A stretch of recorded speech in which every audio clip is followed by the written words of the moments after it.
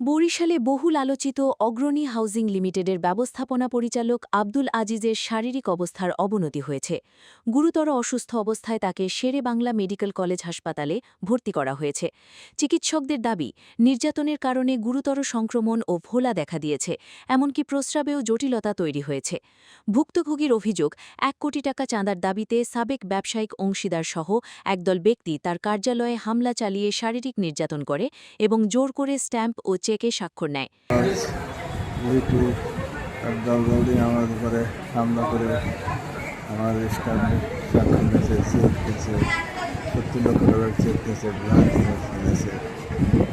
আমি শারীরিকভাবে তাকে নিয়ে সরকার সিসিটিভি আপনারা দেখছেন যে আমি ঘর থেকে মানসিকভাবে বিপর্যস্ত, শারীরিকভাবে অসুস্থ ছিল কিন্তু আমি এটা অতটা গুরুত্ব দেয়নি।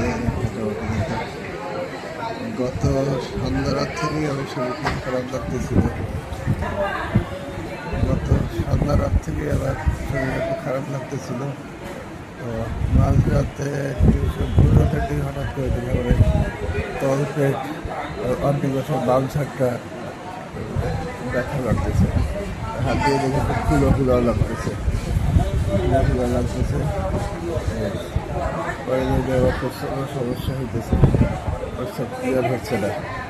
পরে আমি আমার বিশেষকে বললাম যে অবস্থা, গাড়ি ছিঁড়ে থাকে পাশের বাসায়, খবর দাও, আমার স্বাস্থ্য ভালো।